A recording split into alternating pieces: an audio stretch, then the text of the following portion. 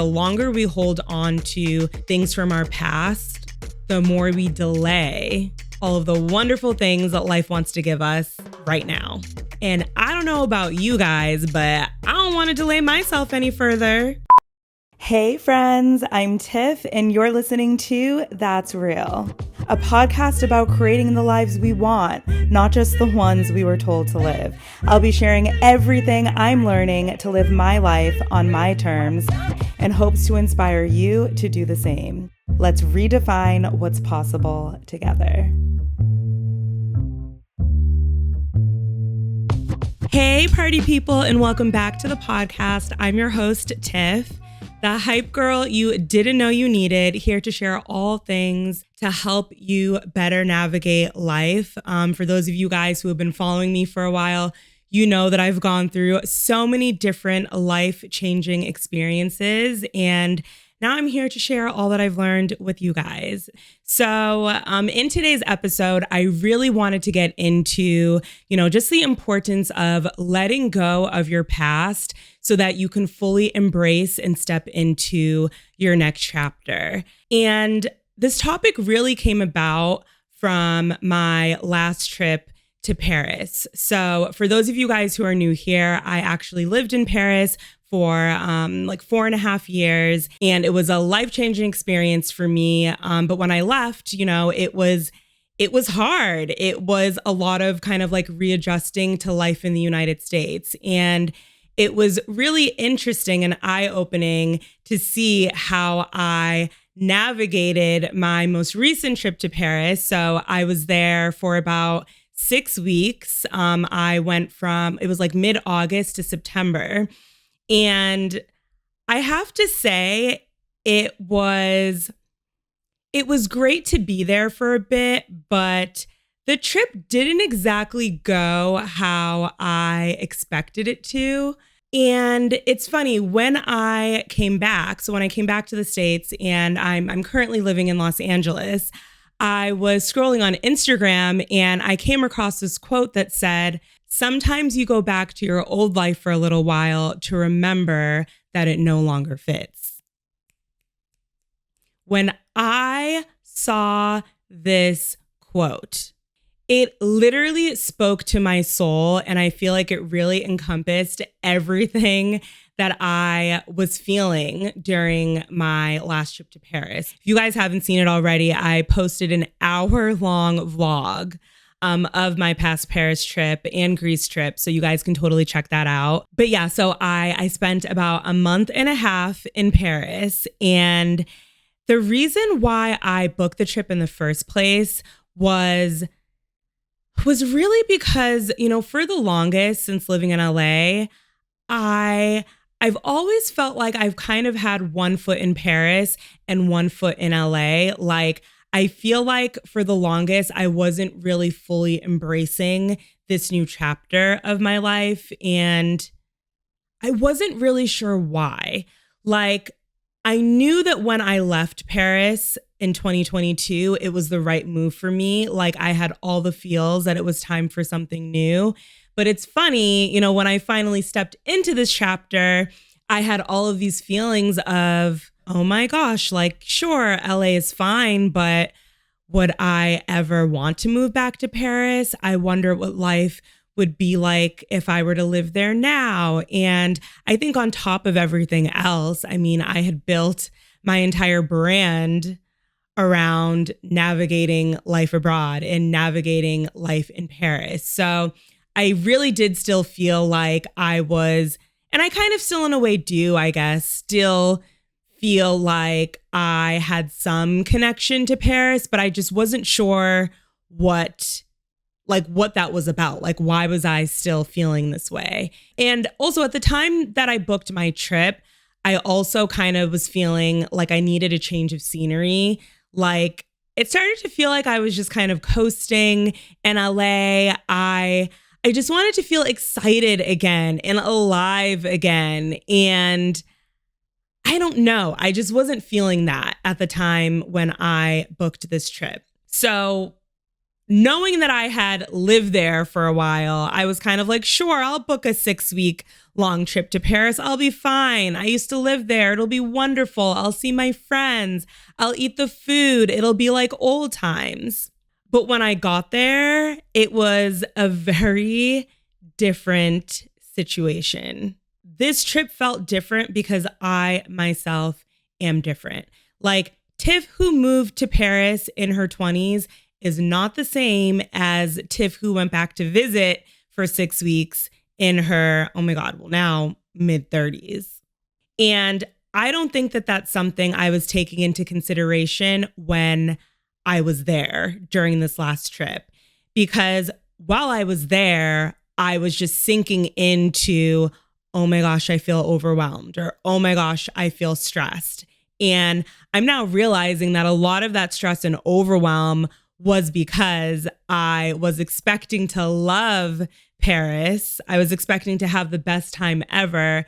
And that's not exactly how I was feeling. So, number one, my stomach was a mess for the majority of the trip. And I think that definitely put a damper on things.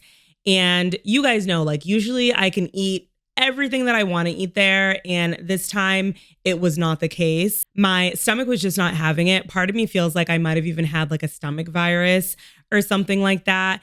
And I was realizing, like, every time I went out to eat, I was like, where are the vegetables? Like, literally every time I would go out to eat, it was a meat and French fries, or a meat and bread, or pasta. And I'm like, I literally just want a vegetable. And granted, there are like a few places in Paris where you can like get, you know, like healthy foods. Like, you know, I have a place for my, like where I get my acai bowls and stuff. But I was just kind of getting fed up with the fact that it was really hard for me to find the foods that I felt like I needed, you know, to kind of like help me with my stomach issues at the time. And I think I was also just a little bit irritated because the Airbnb that I stayed in, it did have a kitchen, but it was really hard to cook in there. So I kind of felt like my only option for most days was to eat out. So that definitely put a damper on the trip. Then another thing I was just getting so annoyed with was the number of people who were coughing and sneezing without covering their mouths. And I think it was really getting to me this time around because for some reason I now get sick really easily. So I have been a little bit more aware of when people are coughing and sneezing and whatnot around me. And I kid you not, every single time I set foot outside of my Airbnb, someone was coughing or blowing their nose. And I feel like it didn't help that, you know, everything in Paris is a lot more close together than it is here in the United States. And I was just going crazy. It was driving me up a wall. It really was. On top of that, there were certain things that I experienced this trip that I feel like I didn't experience before, just in terms of people being not so nice. And it's funny because I feel like this is something that a lot of people experience in Paris, like feeling like people are rude or whatever. But when I lived there, it wasn't really a thing for me. But this time around, I'll give you guys an example. I was at this restaurant and I was sitting at the bar, and I noticed when the waiter came around to take orders, he completely skipped over me and went to the next person. So I kind of looked at him like, hello. And then he was like, oh, like, sorry. And then he came to take my order. But then everyone's food came out and mine didn't. I had to ask. And finally, after I asked, my food came out when everyone else was done with their food. After I was done eating, you know, they have a QR code on the table where you can pay for your food. So I paid through the QR code and got up to leave. And this other waiter tried to stop me, like, because I guess he thought I was leaving without paying for my food. And I was like, no, I paid through the QR code. Like, it literally says to pay through the QR code. And then he was like, oh, okay, and let me leave. But I was kind of like, okay, this is kind of weird. There were a few instances like that where I was just kind of like, this is not feeling good. Or another thing that I felt myself just getting annoyed with too was, there was this one day where I did want to cook, and I found myself having to go to like multiple grocery stores just trying to find the food items that I needed to like make the thing that I wanted to make. That was annoying. Like I just found myself getting so annoyed and fed up with so many things about life in Paris. And when I took a second to really step back and be like, okay, Tiff, like, why are you getting so triggered? Right? Because even my friends, even my friends that I was catching up with in Paris were kind of like, Tiff, like, what's going on with you? It's like you never lived here. Like these things never used to bother you. And honestly, as I'm sharing this with you guys right now, I'm realizing that I think sometimes it takes your mind a little while to catch up to what your heart already knows. And I kind of think that going there, my heart knew that Paris wasn't aligned for me anymore, that I had moved on, but I almost feel like my mind hadn't caught up to it. So I was kind of starting to pinpoint all of these things that I thought were wrong or thought I didn't like. And I think it was almost my mind's way of trying to make sense of the fact that Paris was no longer serving me. Because when I really zoom out, I don't think that there really has to be a reason or an experience or something crazy that's happened to make you feel like a place no longer resonates with you. I feel like sometimes it just doesn't resonate with you anymore. And I think because going into that trip, I wanted so badly to love Paris again, and that wasn't happening. I started pointing out things like, oh, it's because of this, or oh, it's because of that. Have you guys ever had that happen to you where maybe it wasn't a place or a city, maybe it was a friend, or maybe it was a job or a situation where, you could feel in your spirit that this wasn't serving you, but you just need to but your mind wanted a reason. My mind was kind of like, well, you're here and you used to love it here, so it should be fine. Oh, why is it not fine? It's because this person's coughing or this person's sneezing, or because, you don't really like your Airbnb, or because, this person was rude to you. It's like my mind was literally trying to find all these issues with Paris because it couldn't just accept the fact that it's no longer aligned for me. And I also feel like that's a big reason why it was so hard for me to let go of that chapter before.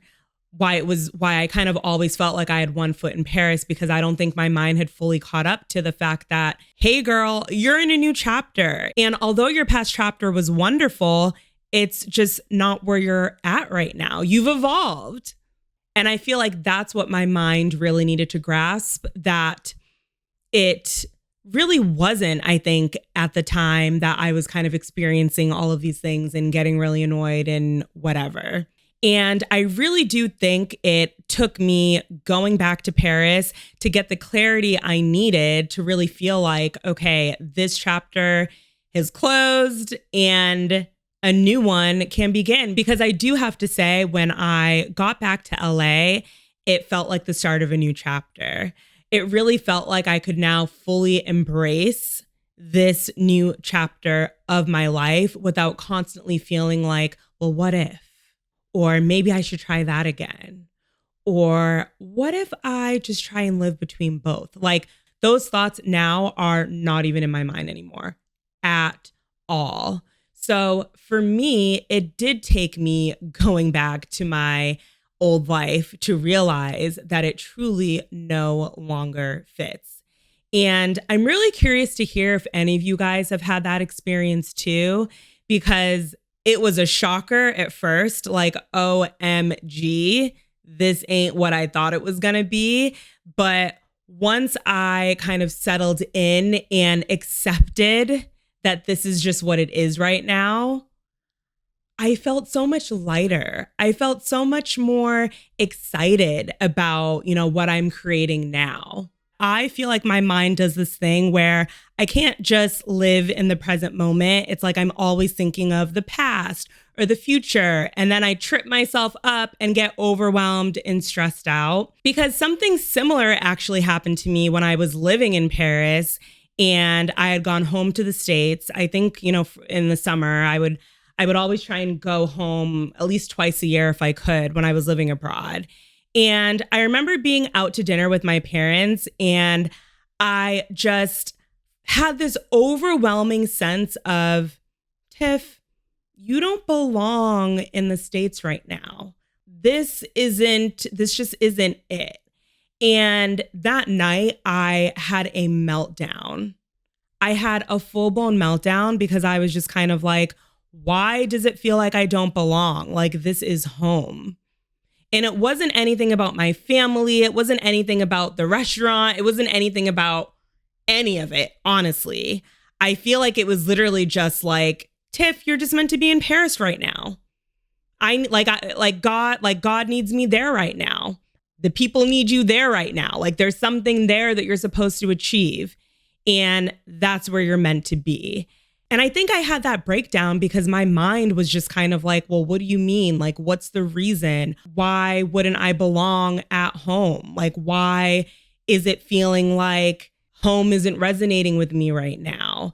And I really struggled with those feelings, so much so that when I went back to Paris, I felt like it was a little bit tough to even enjoy that part, that chapter of my life at that moment in time. I mean, eventually I got over it, but I do think my mind does that a lot, where it's just trying to make sense of the things that I cannot see. And I feel like now I'm in a space where I'm kind of like, if I'm feeling like it's not for me, then it's just not for me. And I don't need to wait for a big sign. I don't need to act like it's because of this one thing that's happened. It's just because it's not serving me right now.